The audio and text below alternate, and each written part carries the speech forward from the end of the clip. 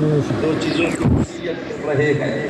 پہلی الصلاۃ، کہ لوگوں نماز کا بے شک جب آ رہے ہیں تب بھی اے لوگوں نماز کا اہتمام کرنا.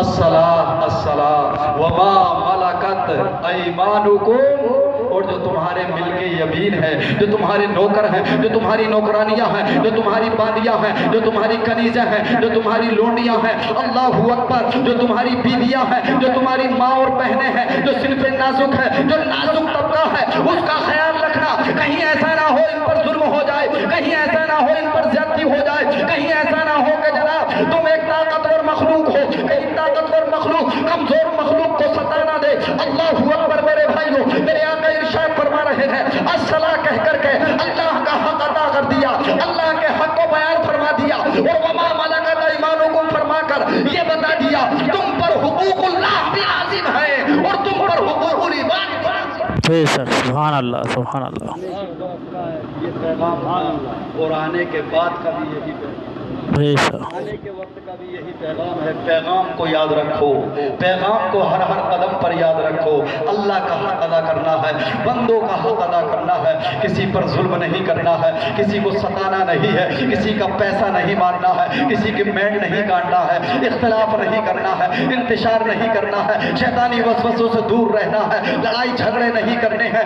اللہ اکبر، اپنے اپنے کام سے مطلب رکھو. اگر لڑائی جھگڑے ہوں گے اللہ اکبر میرے بھائیوں تو ہماری قسطوں میں سفایا ہو جائے گا. ہرگز نہیں، ایک دوسرے سے محبت سے پیش آؤ. میرے آقا فرماتے ہیں، رب فرماتا ہے ارحموا من فی الارض یرحمکم من فی السماء. اے لوگوں تو زمین والے پر رحم کرو، آسمان والے تم پر رحم فرمائیں گے، فرشتے تم پر رحم کریں گے، اللہ تم پر مہربان ہوگا. بے شک سبحان اللہ سبحان اللہ متحد ہوگے تو کہلاؤ گے مومن غازی، منتشر ہوگے تو قصوں میں سفایا ہوگا.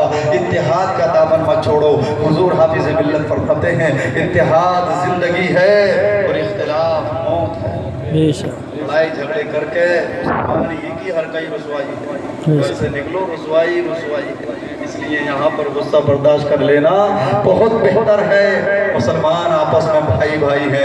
انما المؤمنون اخوہ فاصلحوا بین اخویکم. اپنے بزرگوں کا ادب کرو، ادب سے زندگی ہے. اپنے چھوٹوں پر شفقت کرو، غریبوں کی غربت کو دور کرو، حاجت مندوں کی حاجت روائی کرو، یتیم کے سر پر شفقت کا ہاتھ رکھو، پڑوسیوں کے حقوق ادا کرو. ایک روایت کا ترجمہ کر کے رخصت ہو جاؤ. پڑوسی کا کتنا حق ہے. صحابہ کرام بیٹھے ہوئے ہیں، میرے آقا نے ارشاد فرمایا اے لوگوں اپنے شوربے سے، اپنی ہانڈی سے پڑوسی کو تکلیف نہ دو. اپنی ہانڈی سے پڑوسی کو تکلیف نہ دو. تکلیف صرف زبان سے یا ہاتھ سے ہی نہیں دی جاتی ہے. المسلم من سلم المسلمون من لسانہ و یدہ. حقیقت میں مسلمان وہ ہے جس کی زبان سے، جس کے ہاتھ سے دوسرا مسلمان محفوظ رہتا ہے. سرکار نے فرمایا اپنی ہانڈی سے بھی تکلیف نہ دو. صحابہ نے عرض کیا یا رسول اللہ بات سمجھ میں نہیں آئی، مطلب سمجھ میں نہیں آیا، ہانڈی سے تکلیف کیا دے گا کوئی؟ میرے آقا نے ارشاد فرمایا اگر تمہارے گھر کوئی اچھی چیز پکے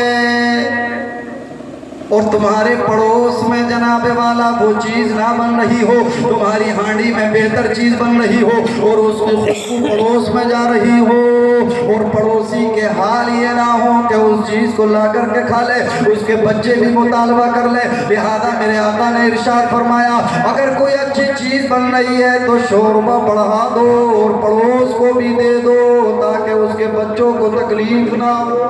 بے شک سبحان اللہ سبحان اللہ یہ ہے مذہب اسلام. آج ہمیں دوسرے کا درد ہونا چاہیے، دوسرے کی تکلیف محسوس ہونی چاہیے. جو اپنے لیے پسند کرو. لا یؤمن احدکم حتی یحب لنفسہ ما یحب لمؤمن. جب تک تم مومن نہیں ہو سکتے جب تک کہ جو تم اپنے لیے پسند کرتے ہو جو دوسرے کے لیے پسند نہ کرو. جو اپنے لیے پسند کرتے ہو وہی دوسروں کے لیے پسند کرو. اور یہی پیغام میرے آقا نے دیا ہے، یہی رحم بتایا ہے، یہی جناب بچوں پر شفقت کرنا بتایا ہے. بیٹیاں رحمت ہے. اسی طریقے سے جناب کمزور طبقے کا ہر طرح لحاظ رکھنا ہے، پرچم اسلام کو بلند رکھنا ہے، آپس میں اتفاق اور اتحاد کا مظاہرہ رکھنا ہے۔ مولا تبارک و تعالی اس جلسے کو قبول فرمائے اور ہمیں اپنے پیارے حبیب حضور صلی اللہ علیہ وسلم کی محبت میں زندگی گزارنے کی توفیق عطا فرمائے۔ اپنی مسجدوں کو خوب سنوارو، مدرسوں کو آباد رکھو، کیونکہ دین انہی سے ہے۔ جن کے ممبروں سے دین کی صدائیں بلند ہوئی ہیں، مسجدوں سے قال اللہ و قال الرسول کی صدائیں بلند ہوئی ہیں۔ یہ جو مسجد کی سب سے پہلی آبادی امام ہے، لہذا امام کے حقوق ادا کرتے رہو اور امام مقتدیوں کے حقوق ادا کرتے رہے۔ یہ ہمارے سر کے تاج ہیں، ان کا خیال رکھو اور ہر طرح سے جناب ان کے ساتھ حسن سلوک سے پیش آؤ، اس لیے کہ جب یہ خوشحال ہوں گے، فارغ البال ہوں گے تو انشاءاللہ ان کا دل جمے گا، یہ مطمئن ہوں گے اور خشوع اور خضوع سے نماز پڑھائیں گے۔ جب خشوع اور خضوع سے پڑھائیں گے تو ہماری نمازوں میں بھی خشوع بے شک سبحان اللہ سبحان نمازوں اللہ میں بھی خشوع اور خضوع پیدا ہوگا۔ اللہ تعالیٰ ہمیں نمازوں کا پابند بنائے اور ہمارے مدرسوں اور مسجدوں کو آباد رکھے۔ آمین یا رب العالمین۔ وآخر دعوانا ان الحمدللہ۔